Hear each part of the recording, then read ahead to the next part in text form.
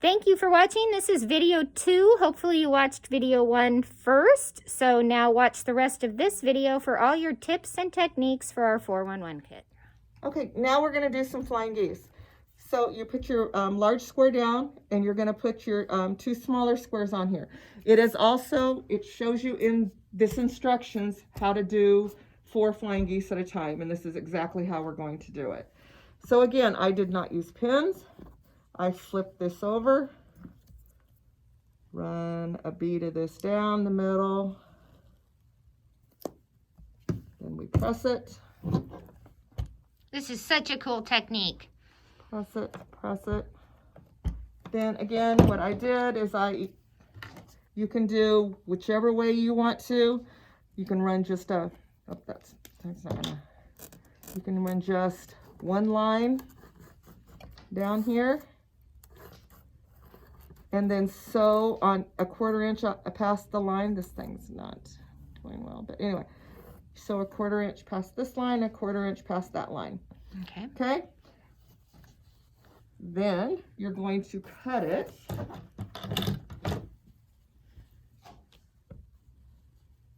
right down the center. right down the center. So this is what you're going to end up getting, because this is what I just did. I sewed from here to here. So you cut it right down the center. So then I took the pressing pin.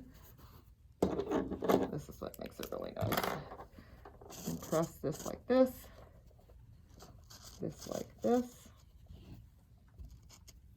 And then you just run that up there. It really makes this really flat and crisp. All of my box came out so perfect with this. I like to say that, boy, I really knew what I was doing, but it just came out really perfect. She does know what she's doing. By the way, these wool mats are really nice for pressing, especially next to your sewing machine. Gives you another little pressing place, but it also makes things press nice and flat. So then, I'm going to take these, oh, this is perfect.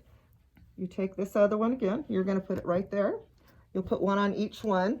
And you can see the lines are actually drawn on that one. Yeah, the lines are actually, but again, I took a ruler. Where's my ruler? This one. Corner to corner. Fold this up. Put the pressing, and put the glue in there. Pressed it. Again, marked it. I just do the one mark, and I sew a 1/4 inch from each side. So a 1/4 inch from each side, and then it looks like this one. So it's sewed from 1/4 inch from each side. Then you're going to cut that. You're going to cut it. I think that's so. We don't have one that looks like that. So you're gonna, once you cut it, it's oversized like this. It's a big piece like that. It's a big flying geese.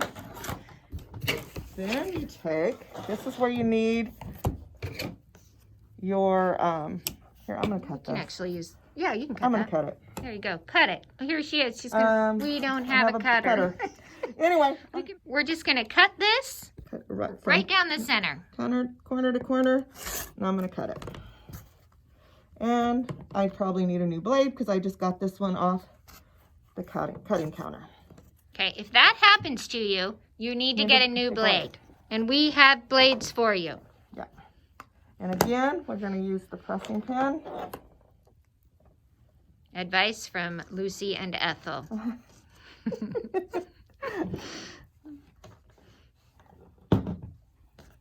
So now she has a beautiful oversized flying geese, and to make it perfect, we're going to put this right, whoops, I got to turn it the right side up.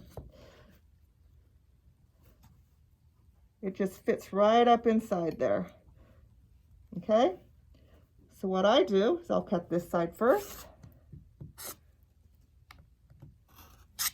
Across the top. Like I said, we need a new blade. And then I turn my mat.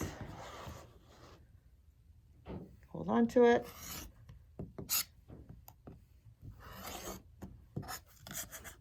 And then you have your perfect flying geese. yay! Yeah, they come out really nice. Okay, the next thing we're going to do on fabric 11, one of the things it's going to do, you're going to have to do some fussy cutting. So we just took a ruler and Annie put the blue tape on it, and this one needs to be 3 3/8. 3 3/8. So we put the tape right on the 3 3/8 line here and across down here. So then you take your ruler, this is the middle, okay? So you find something. This is your border fabric, but you're going to be doing fussy cutting off your border fabric. So you'll find one that you want to do, let's say, like that one. And you put this as much in the middle as you can. Okay? So then you cut from here to here and over to this side. And then you would turn and then lay this right here on the cut lines you just did. Yep. And cut from down here to over to here. Super easy way to fussy cut. So, because this is what it's going to look like in the middle of your block. You'll have a picture of each one of your blocks, so you'll know which ones you're doing that with. So, anyway, but that's the main thing to do. And so, Janice, they can pick any snowflake that they like, right? They don't have to have the same one you pick. You can pick whatever you want. They can even pick this. Yeah, there's all different ones they can pick to what they want in the middle of theirs. If they don't want the snowflake, they can pick whatever they want. It's their choice. It's their quilt. Okay, perfect. Okay, so we're going to do a square and a square. Again, it is on your instructions right here. So, but the first thing you want to do is you want to flip your 3 3/8. 3 3/8. You're going to press it this way from corner to corner. And then we're going to press it the other way. It's just so we can have placement lines to put the triangles. It just makes it easier. That way you don't have any skewing when you go to do your stitching, but your glue will help with that as well. The other thing I do is I even do this one too. So you can press it, you can finger press it, you can do whatever. So basically you made a crease line through the middle of the square so you can see the very center. It shows you that on the instructions also. Okay. So then you take your first one. Is that the way it's supposed to look? Yes. Yes. And like I said, I creased it here. You'll see where your line is right here. You line your point up with that. And then again, I just, where'd it go? Put a drop of glue here, here, here, and here. The nice thing about that glue is now when you're stitching, your pieces stay together perfectly. It kind of stabilizes them so you don't have any stretch. It gives them a little stitch, it gives it a little stiffness. And then when you're done, you sew 1/4 inch from here to here. You flip this one back. And use your pressing pin. Press your pressing pin, and you do it like... To press it. To press it like that. Now we would have all stitched that right then, right? We didn't use the sewing machine here, but everyone else will stitch first and then press. And then press. Then you do the one below it. This one here. And then you do that one there. Yeah. So you would do this one next. Do the same thing as what we did. Line those up, press it back, put another one here on this side. Yeah. And then do the other side, and then press it open.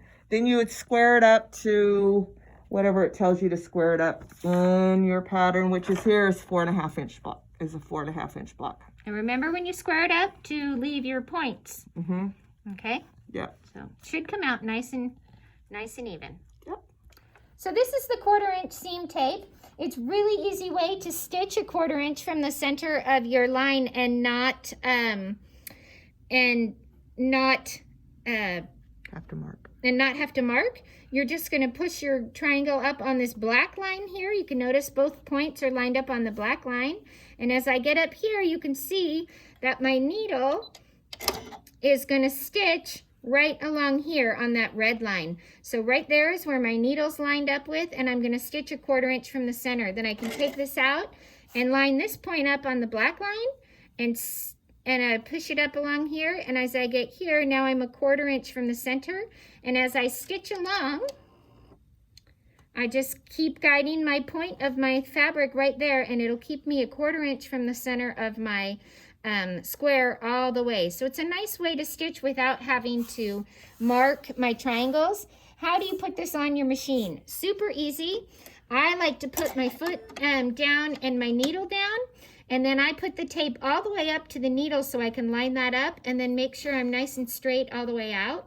Then I can raise my foot up again, and I can just peel off the part that I had. I don't want anything covering my feed dog, so I took this little part off, and I know that's straight because I had lined that up with my needle. So I've got a 1/4 inch foot on here, which is why mine is set over to the right a little bit. But you can do this with an A foot, and then you would have your red line right in the middle of your foot plate. So this is set up using a 1/4 inch foot. Okay, so super cool. And then the nice thing about the beauty of this tape is it just peels up. It's paper tape, and you can throw that away. So you can leave it there, but if it starts peeling up, you can put a new piece down. Okay, everybody, so thanks for watching this video. I want to let you know you can stop in anytime and pick up your fabric kits and your patterns. If you've paid in full, you can take everything home and work at your own pace. If you'd like to just take home one pattern, that is okay too, month 1. We're going to custom cater to you. Because we can't do in-person classes right now, we're going to let you just go at it. We'd like you to keep up with the class, do 1 month at a time. But if you're an overachiever and want to, make all 6, 10, 12 blocks in the next month, you go for it. I'm going to ask you if we can borrow your sample if you do that. Okay? Okay. I think that's everything. I just want to let y'all know we're sorry we can't have a class. And again, you can come in and pick up your fabric, your patterns, ask us about any of the supplies we showed you today. If we can have class in September, we will have class in September. Thanks so much.